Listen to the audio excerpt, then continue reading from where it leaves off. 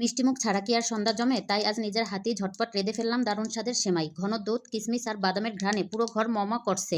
রান্নার সেই মিষ্টি মুহূর্তটা আপনাদের সাথে শেয়ার করলাম। হ্যালো, আসসালামু আলাইকুম। সবাই কেমন আছেন? আমি আলহামদুলিল্লাহ ভালো আছি। তো আপনাদের সাথে আমি আজকে একটা সেমাই রান্নার রেসিপি নিয়ে চলে আসলাম। এই যে সেমাই রান্নার জন্য আমি 1.5 কেজি মতো দুধ নিয়েছি। দুধ নেওয়ার পরে এই দুধটাকে বলক আনানোর জন্য চুলার উপরে দিয়ে পাতিলটা তারপরে ঢেকে দিলাম। এরপর ঢেকে দেওয়ার পরে এর দুধটা যখন বলক এসেছে এর ভিতরে দারুচিনি, এলাচ আর তেজপাতা দিয়ে দিলাম বলক আসার পরে। যখন ঠিকঠাক মতো বলক এসে যাবে সুন্দর করে কতক্ষণ আবার এগুলো দেওয়ার পরে জাল করতে হবে, কারণ এগুলোর যখন ঘ্রাণ বের হবে তখন ঠিক আছে যে হ্যাঁ দুধে বলক আসতেছে আর এগুলোরও ঘ্রাণ বের হচ্ছে।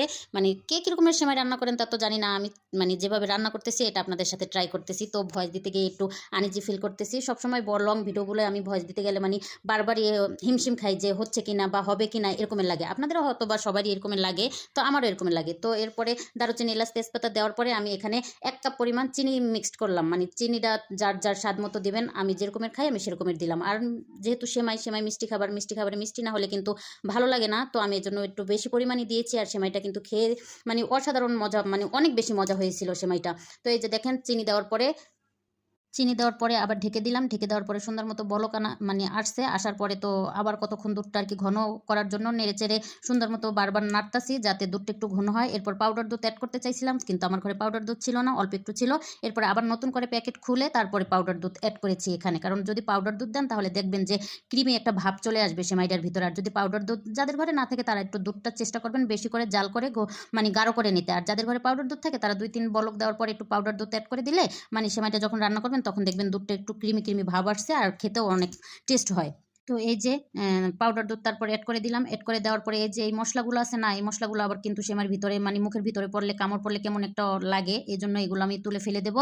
আপনারা এগুলো ফেলে দেন কিনা তা জানি না, আমি বেশিরভাগ সেমাই রান্না করলে মশলাগুলো তুলে ফেলে দিই, কারণ আমার এক ছেলে আছে, ছেলের মুখে যদি এগুলো পড়ে তাহলে তো আমার অবস্থা 12টা বাজাই দিব। আর ছেলের বাবা এগুলো পছন্দ করে না, এই জন্য আমি সবসময় মশলাগুলো তুলে ফেলে দিই। এরপরে এই যে বাদামগুলো ভেজে রাখছিলাম আগে থেকে, ওই বাদামগুলো সুন্দর করে পরিষ্কার করে নিয়েছি। এরপর বাদাম দিয়ে দিচ্ছি। আর সেমাইয়ের ভিতরে বাদাম দেবো না তা কি কখনো হয়? সেমাইয়ের ভিতরে তো বাদাম আর কিশমিশই মজা লাগে, কামড়ে কামড়ে সেই রকমের স্বাদ লাগে। তো এই যে বাদামগুলো দেওয়ার পরে আবার কিছুক্ষণের জন্য ঢেকে দিলাম, কেননা বাদামগুলো একটু সিদ্ধ হলে নরম হয়, কামড় দিলে স্বাদটা আমার কাছে বেশি মনে হয় যে না হ্যাঁ স্বাদটা ঠিক আছে। এরপরে আবার কয়েকটা বাদাম নিয়ে একটা কড়াইয়ের ভিতরে হালকা একটু তেল দিয়ে দিলাম।